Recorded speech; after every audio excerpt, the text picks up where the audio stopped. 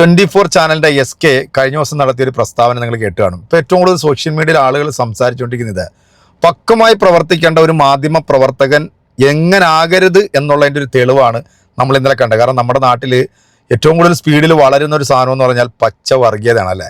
അപ്പോൾ ഈ റംസാൻ മാസത്തിൽ SK ഈ മോർണിംഗ് ഷോയിൽ വന്നിട്ട് ഇങ്ങനെ കോഫി കുടിച്ചുകൊണ്ട് വീഡിയോ ചെയ്യാറുണ്ട്. അപ്പോൾ ഈ 1-2 സുഹൃത്തുക്കൾ വന്നിട്ട് അതിനകത്ത് പറഞ്ഞ് റംസാൻ മാസമായതുകൊണ്ട് ഇത് ശരിയല്ല എന്നുള്ളത്. സത്യത്തിൽ പച്ചയ്ക്ക് വർഗീയത വളർത്താനും അദ്ദേഹത്തിൻ്റെ ചാനൽ റീച്ച് കിട്ടാൻ വേണ്ടി ആയിരിക്കാം ഒരു പക്ഷേ ചിലപ്പോൾ അങ്ങനെ ചെയ്തതെന്നാണ് എനിക്കിപ്പോൾ തോന്നുന്നത്. കാരണം ഇത്രയും ആളുകൾ, പ്രത്യേകിച്ച് സംഘപരിവാർ ആളുകൾ എടുത്തിട്ട് അങ്ങ് അലക്കിക്കൊണ്ടിരിക്കുക. കാരണം റമദാനായി കഴിയുമ്പോഴത്തേക്കും മലപ്പുറം ജില്ലയിൽ ചെന്ന് കഴിഞ്ഞാൽ പച്ച വെള്ളം പോലും കിട്ടില്ല, അങ്ങനെയാണ് ഇങ്ങനെയാണ്. ഇന്ന് നമ്മൾ റിയൽ സ്റ്റോറി കണ്ടില്ലേ, നമ്മുടെ തിരുവനന്തപുരത്ത് ആറ്റുകാൽ പൊങ്കാല നടക്കുമ്പോൾ അവിടെ വന്നിട്ടുള്ള ഭക്തജനങ്ങൾക്ക് ആ ഒരു മസ്ജിദ് തന്നെ തുറന്നിട്ട് കൊടുത്തു. ഇതാണ് നമ്മുടെ റിയൽ കേരള സ്റ്റോറി.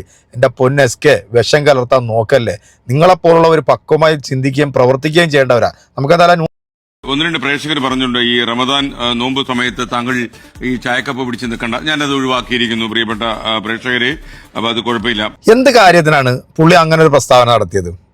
ഈ ഒരൊറ്റ കാര്യം കൊണ്ട് തന്നെ ഇന്ന് നമ്മുടെ കേരളത്തിൽ ഇതിനെക്കുറിച്ചിട്ട് ഏറ്റവും കൂടുതൽ സംസാരിക്കുന്ന സംഘപരിവാറും കാസ വിഭാഗമാണ്. 1-2 ആളുകൾ, ആ 1-2 ആളുകളുടെ പേര് സഹിതം ഒന്ന് വെളിപ്പെടുത്താമായിരുന്നു അല്ലേ. പ്രത്യേകിച്ച് ഈ റമദാൻ മാസം ആകുമ്പോഴത്തേക്ക് യഥാർത്ഥ ഒരു വിശ്വാസി ഒരിക്കലും അങ്ങനെ പറയുമെന്ന് എനിക്ക് തോന്നുന്നില്ല.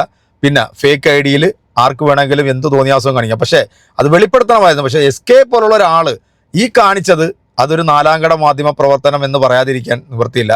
എനിക്കേറെ ഇഷ്ടമുള്ളൊരു വ്യക്തിയാണ്. പക്ഷേ ഇത്തരത്തിൽ കുത്തിത്തിരിപ്പ് നടത്തുന്ന ഇവരെ പോലുള്ളവരെ കുറിച്ച് ഓർക്കുമ്പോഴത്തേക്ക് പുച്ഛവും തോന്നുന്നുണ്ട്. എൻ്റെ പ്രിയപ്പെട്ടവരെ, നിങ്ങളുടെ അഭിപ്രായം അറിയിക്കുക.